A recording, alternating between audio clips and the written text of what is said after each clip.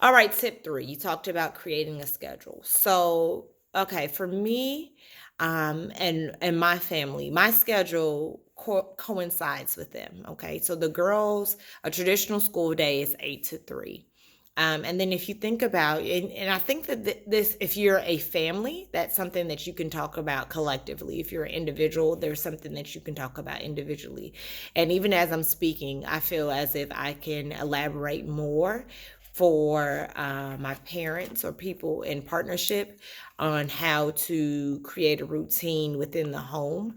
But something specifically, let's just talk from the family standpoint or a general standpoint. So the girls are in school, or traditional school days, 8 to 3. Those are not their exact hours, but let's just say that. So then we need to create a schedule that reflects their day-to-day school hours, and also other things that they have going on. So we have, in the morning, they wake up, they get dressed, all of those things. So in the morning, wake up and do those things. Wake up, get dressed, take a shower.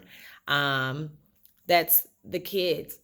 As adults, we can wake up and do the same thing. Now, for me, before I wake up and get dressed and take a shower, I practice self-care. So I meditate for 5 to 10 minutes every morning, and then I journal. So as for me particularly, my schedule looks like: wake up, meditate, journal, shower, move on. Okay. For them, it's wake up, let the dog out, shower, get dressed, and then we have breakfast. So now, do you eat breakfast as a family or individually? I can't be the one to decide what that looks like for you. Again, this is all individualized. So after you eat breakfast, then you move on. What normally happens in the day? Do you want to create some physical activity in that day? We normally don't have the opportunity for that as a family because we don't have the exact same schedules, and mornings are very busy. But now that we're working remotely, we do have time for that. So we actually have a morning yoga session. We take about 5 to 10 minutes to stretch our muscles in the morning. And sometimes it's self-led because I am a yoga instructor, but sometimes I don't want to lead. I just want to partake in a yoga session. So I'll go on the computer and I'll YouTube a guided yoga session. For instance, one of my favorites is Koya Webb, and she has free yoga sessions for kids. Shout out Koya Webb. I've learned a lot and continue to learn a lot from her. So we do a guided yoga session. And then from there, we'll start working. So let's say we're now at 9 o'clock. So from 9 to 11, we're going to work. We're going to have like blocked out hours where I'm specifically focused on responding to emails, helping my students, creating lesson plans, because I'm an educator outside of the One Sun, Three Flowers company, where the girls are focusing directly on their e-learning or remote learning activities. I mean, this is uninterrupted time. This is technology free. We're not on social media. We're not playing with our phones. We're not watching TV. We're not doing things that are distracting to me as mom in the workspace. We're not doing things that are disruptive to the girls as learners. We're really intentionally creating that space. Also for us, as I talked about in the previous video, we have workspaces set up. So I'm blessed to have enough space within my home to create multiple workspaces. And so I would encourage you all, if you know that your siblings kind of distract each other, or you are easily distracted, maybe to create some separation in the workspace. If you have younger children and you really think it's important for everyone to be together and all of you all work collectively, well, then maybe you want to create a space that's large enough for everyone to sit there and work. Okay, so now we have blocked out working and learning time. From there, we have to factor in some nutrition. So you have a lunch hour at work, they have a lunch hour at school.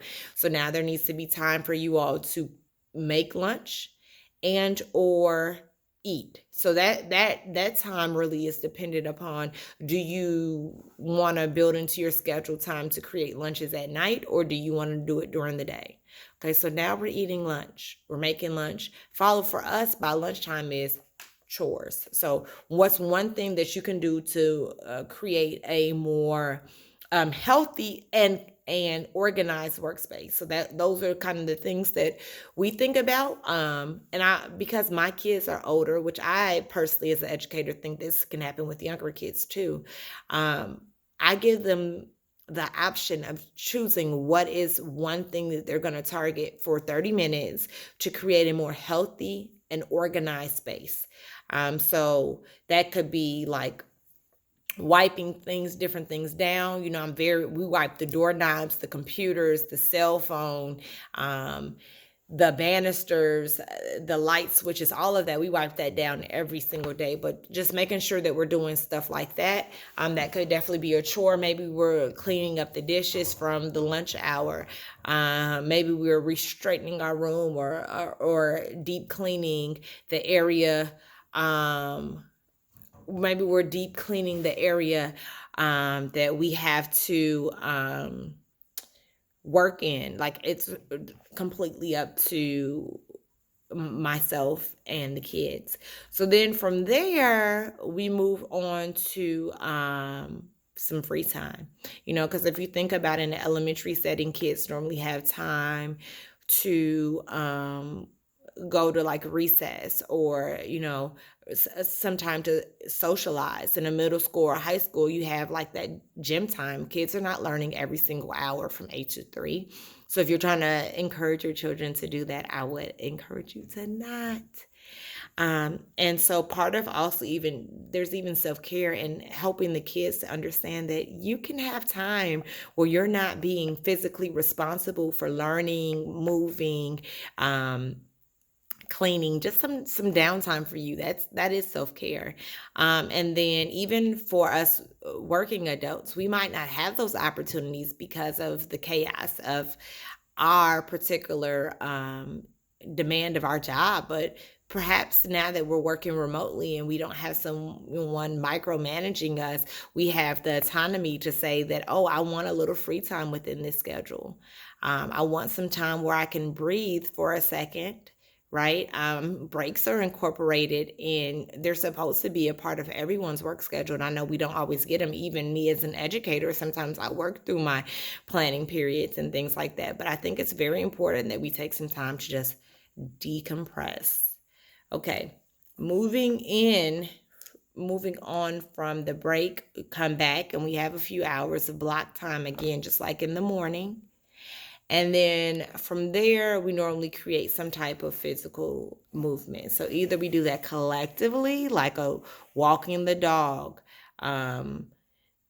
dancing. The girls like this, like playing games together. Like maybe we do some things like that, or we do it individually.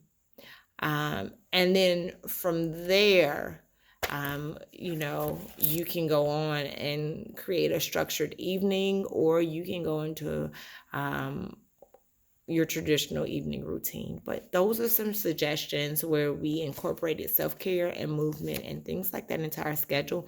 And in my next video, I will be talking about physical activity.